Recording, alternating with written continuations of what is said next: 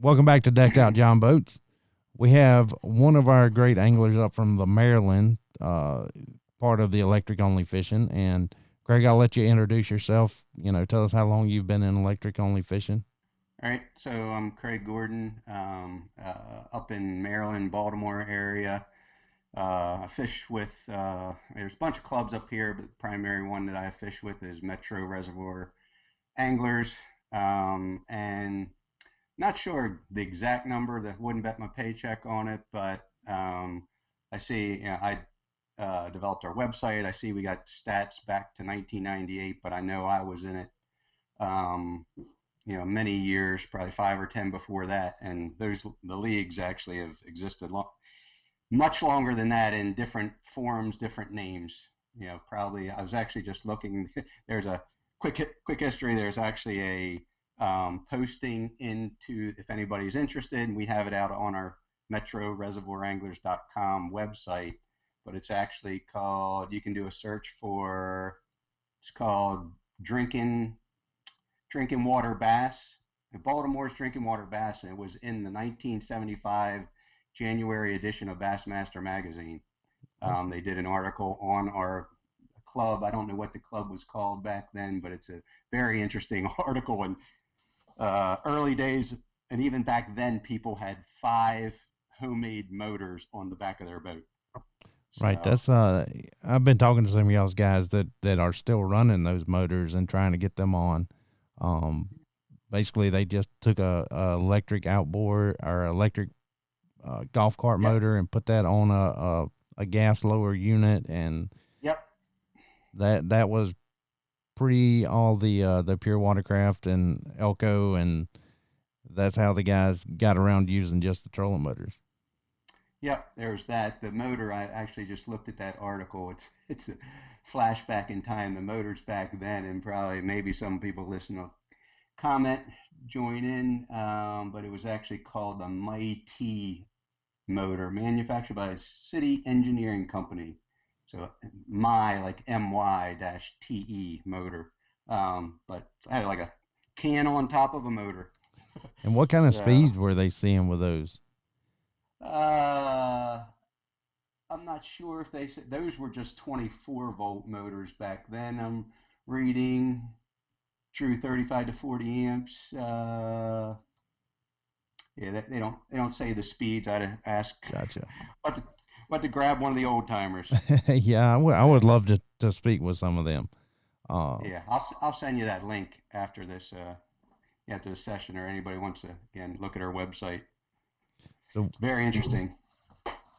so when did you get into electric only fishing, and how did that come about? I always like just about everybody in a lot of these clubs. I grew up fishing, with a canoe, John boat. Tried to make a John boat look like a bass boat. Different forms like that since I was wee little kid with car topper models, everything else. But so I'd fished in our reservoirs are electric only. Um, so it's not like you have a choice. There's 3 main reservoirs in the Baltimore area. They're owned by the Baltimore City. Um, so they're drinking water in one form or the other. The water's pooled, or one's even kind of like considered almost like a holding tank, for the others. So the whole system works that way. But they, again, they're electric only, and and worst, you even have to commit your boat to them because they had the concern about the zebra mussels, which I'm not sure how prevalent it is down there in the south and everything, but they are concerned about that. In fact, the reservoirs I was looking couldn't find it real quick, but I know they closed for a couple years so that they could put some sort of some contraptions around the intake to make sure they didn't, if the zebra mussels ever got in, since they multiply, they could block the water intakes and everything. So yeah, so they were closed while they did that, and then the lakes opened back up. But I wasn't. No, I really wasn't fishing it. I don't remember exactly when that was, but so it's probably in the early '80s or something like that. But how I got started is I'd fished them anyway, and like a lot of guys in our club, had a glitzy bass boat, a glass boat, a nitro, and ran that all over the Potomac, Susquehanna around us, and was doing that a lot, and also somewhere along then I had that glass boat, and I also had a reservoir boat. Um, not by any stretch my dream reservoir boat, old some car topper model we used to call the lead sled, or the kind of like the Merrimack or the Monitor or the old Ironside. It was just one of my partner's dad's old duck boat, and we built up. And it was the slowest boat that existed, and that's what we had for 15 years. So the guys that say I have a good boat now, believe me, we it didn't start that way. Right, you earned it. But what's that? I said that's right. You earned it. Yeah.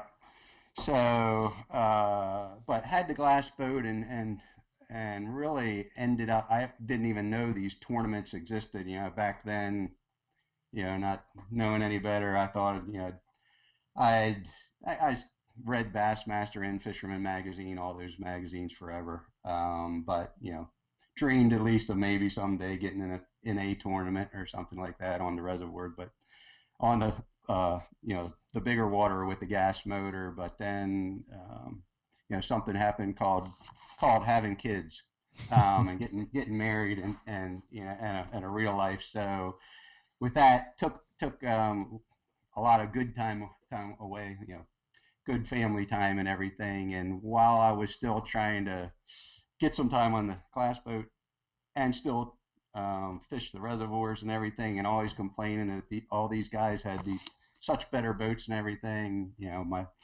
wife actually said one day, it's like, you don't use that glass boat as much as you want to. You always complain, you don't get to use it as much, and then you always complain about your reservoir boat not being as good as everybody else's, or being the worst or whatever. She's like, if you would sell both of them, I think you could get your dream boat. Right. And that's, I think after that day, that's when I started thinking about, along those lines. And long story short, I spent about 2 years, I think, before I ever bought my current boat.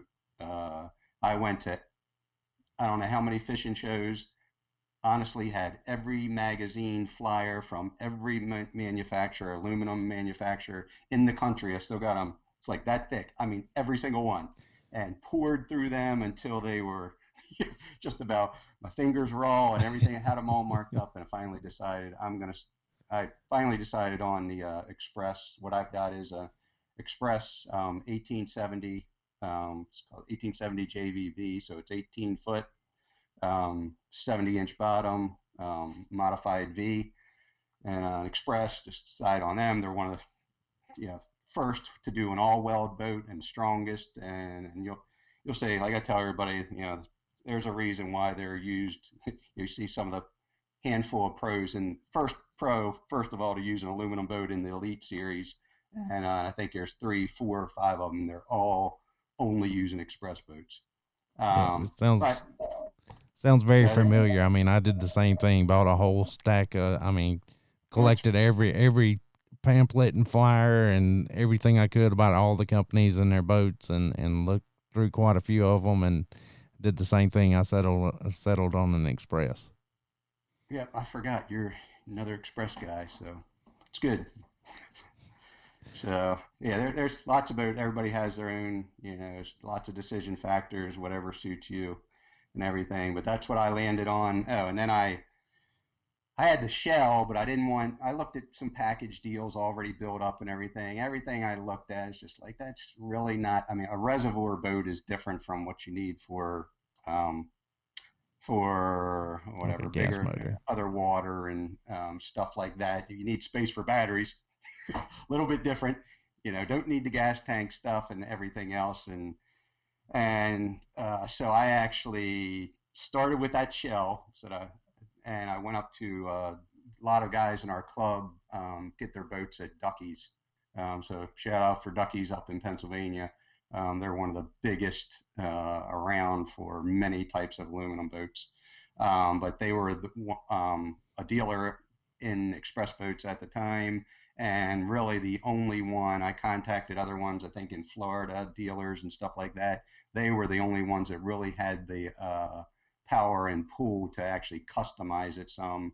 Plus, they are good at even doing their own some more after factory work. So I actually went up there, met with them.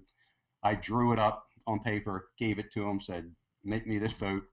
I want it painted like this. I want the deck extended another, couple feet. I want this back like this, and then all these options that you've seen that Express has. That's the other nice thing. They have a whatever, or a gun. They just call it a gun mount. It's just a lock box and different options that you can put on there. So I basically drew it up, and they built it for me. So and they did some of the work. They're phenomenal at work. They do a lot of river boats and everything else, but they're great with aluminum. So Gotcha. So you got the boat. You had them deck it out. Now, what did you run on it as far as propulsion? so I've gone through a series of. I started out right then. And we had an old homemade golf cart. What I was talking about. What we originally started with was a 16-foot really duck boat.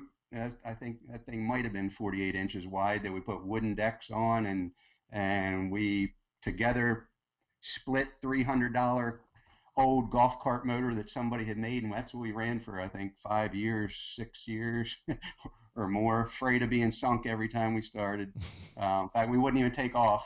If anything, we'd take off and run away from everybody just so we wouldn't get sunk. Um, so anyway, when I got my boat, it's like I'm gonna buy one of those Rays. So it's the Rays are really big up here. Dealers in the area, everything else. So I bought at that time it was a 48-volt Ray. Um, Bought that, wasn't but 2 years I think after I bought that they came out with a 60. So I sold the 48 real quick and got a 60. Um, and ran that really for many years. And then I eventually went to running two, which a bunch of guys up here do as well. I went to running two of the 60-volt Rays, and ran those really until, oh, and I bought my boat in, great thing about aluminum, really no maintenance. They last forever. So I bought mine in 2002. So here we are, 18 years later, which great, and barely touched the boat, including sadly washing it, for that matter. But which is what I hated about glass, um, babying that every time you came out of the water, especially a white one. Um, yeah, So so I had that. So that was basically what I ran the Rays until I was ready to sell them and start moving to the pure that we're probably going to talk about. that's So right. So a lot of people, I know from conversations that you and I have had, and a lot of the reservoir rigs up there are like 50 to 70,000 dollars of, um, batteries and boat and motors yeah. and pretty much every configuration that you can think of. Um, so you see two rays, you see two torpedoes. Do you see two Elcos on boats? No, Elcos aren't big. I know they're very big down in the south. The guys that I've talked to down there, it's actually like a flip flop, that hardly anybody's running a Ray, and lots of people running the Elcos down there. And up here, it's if I had to pick, torpedoes are newer, so they're slowly coming in, but I don't know, maybe used to be probably an um, 80% raise, and then there's a reservoir runner, is another one, probably 5% or so, and then some homemade, and then torpedoes. But then in the last couple years, torpedoes, lots of guys have gotten a 4.0, and then two 4.0s, a handful of guys, and then of course the 10 came out. So there's another handful of guys that already have the 10. They've been running that for the last couple years.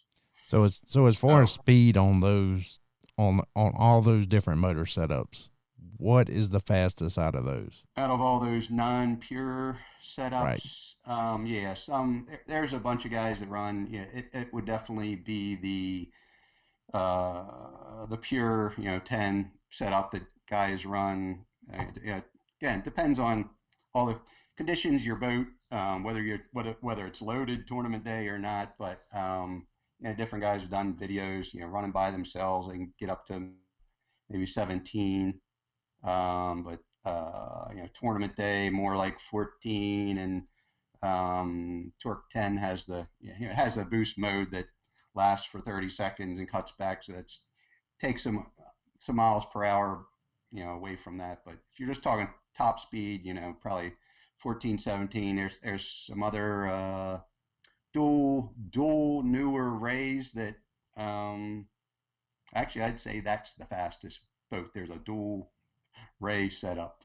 The brand, the newest ones that came out in the last two years, is probably one of the fastest, even more than the Torque 10.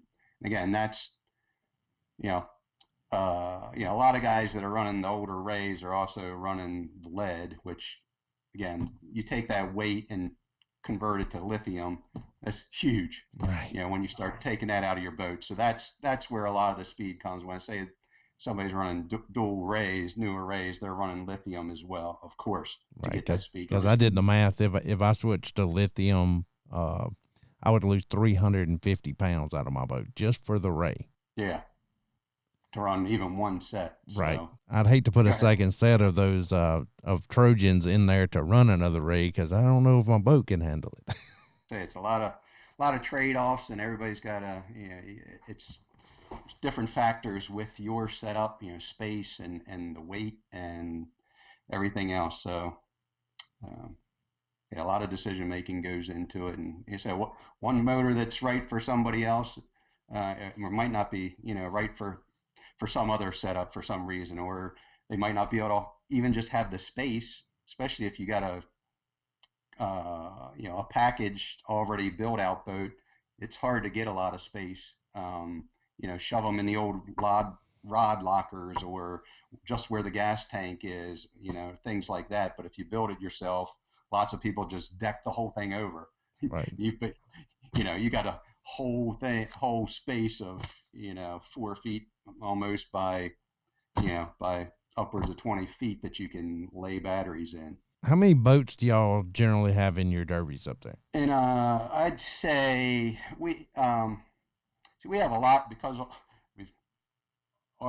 we used to have, when I started, we always had 40 in one of our tournaments, and we had a waiting list at the time. But that was mostly, there was one club, one primary club,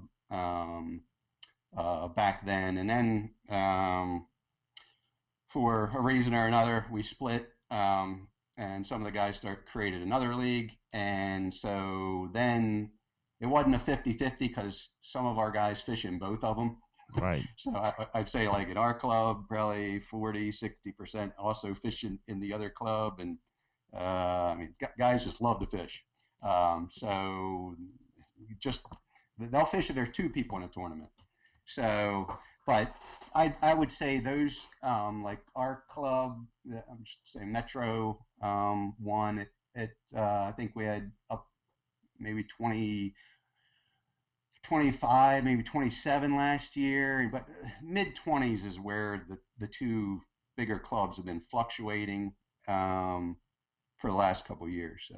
So when you say you had 40 boats in a tournament, the guys Yeah. down here are going to be like flabbergasted. But what they don't understand is how big are these reservoirs that y'all are fishing these tournaments in? Yeah, our reservoirs, and I had to look up and make sure I don't misspeak, but just I don't know if grabbed it's off of one site anyway. But so the big reservoirs, you can look them up. May get some different stats depending on if they're quoted from DNR or the city whoever's quoting. But if you're just talking surface area, is a good, not the entire park and surrounding areas, because that can get massive inland and everything like that. But surface area of water, Liberty Reservoir is 3,100 acres. And then Loch Raven is another one. It's 2,400 acres, and Pretty Boy Reservoir is 1,500 acres. So just in terms of size, Just think about, again, you know, you got to do your math and think about the energy and conserving it. And, you know, being electric, you can't just, it's not like your gas motor. You just Right. run all wherever you want, get to a place. Ah, this sucks. You can't just, oh, I'd rather be at the other end of the lake. Right. Can't do that with electric, as you know, but That, and you like can't hold it Liberty, to the floor all the time. yeah. So like Liberty, you know, one popular area is to run at least 6 miles one way up the lake, if not upwards of 8, 9, 10 up the lake, one way.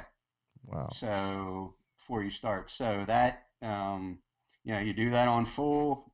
You probably got to start doing some trade-offs of how long you're going to fish up there, how slow you're going to come back, etc. So yeah, they're pretty big. I haven't talked to too many that have, you know, lakes that big. When you're talking electric, you usually think they're smaller, but and that's some of the reason these guys up here, they say the, you know, average boats in the 30 to 70,000 dollar range. With all, you talk lithium and some of the higher end motors, you know, they're willing to do that. Anything that can give you a competitive advantage, run faster, run longer. You know, they got all the electronics, of course, to do whatever, one, two, three, four, whatever number of fish finders you need on. You know, more information is an advantage. So